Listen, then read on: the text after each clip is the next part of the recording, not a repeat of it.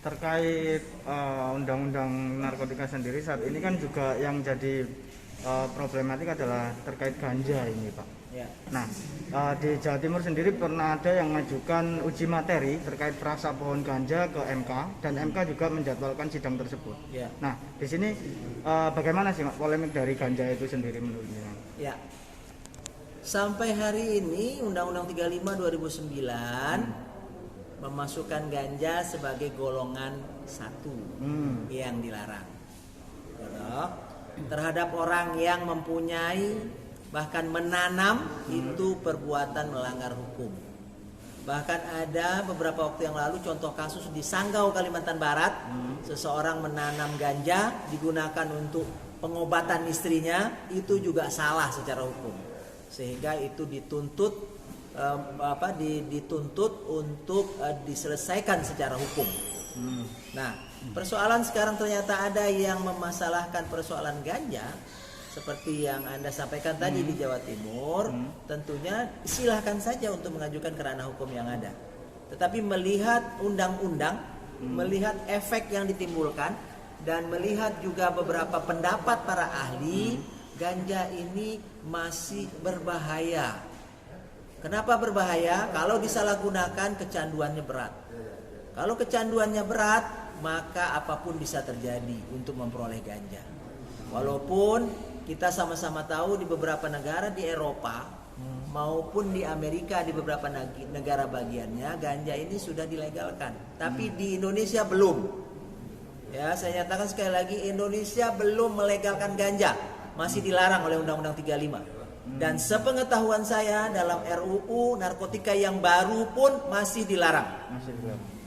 Jadi tidak ada bahasanya bahwasanya ganja ini aman, bermanfaat. Kalau ini digunakan medis mungkin iya, tetapi di tangan siapa?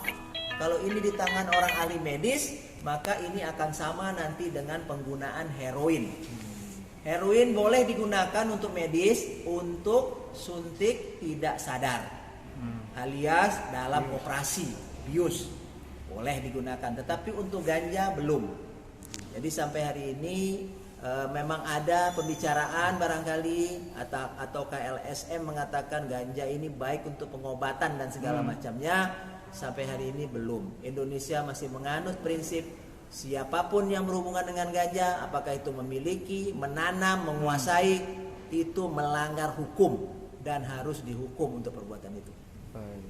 Tanggapan Bapak sendiri, dan beberapa terakhir ini WHO merilis bahwa ganja dihapus dari tanaman yang keras atau tanaman yang membahayakan. Itu seperti apa, Pak? Ya, kalau saya tidak salah, WHO atau PBB menyampaikan bahwasanya ganja ini sudah dihapus dari golongan 4. Artinya apa? Golongan yang bahwasanya ini bisa digunakan untuk kegiatan medis misalnya.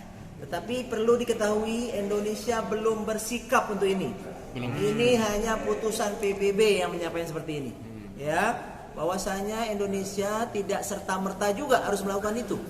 Karena banyak pertimbangan yang harus dilakukan. Sama dengan ketika di negara lain menganggap ganja legal, apakah Indonesia terus turut-turutan legal? Tidak.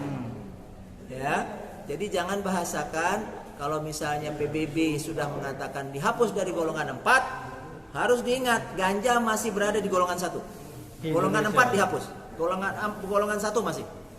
Di Indonesia ya, Pak? Ya, masih di Indonesia. Jadi artinya kita menunggu saja apa yang menjadi keputusan dari pemerintah pusat. Tapi setahu saya dari sisi undang-undang kita masih melarang ganja.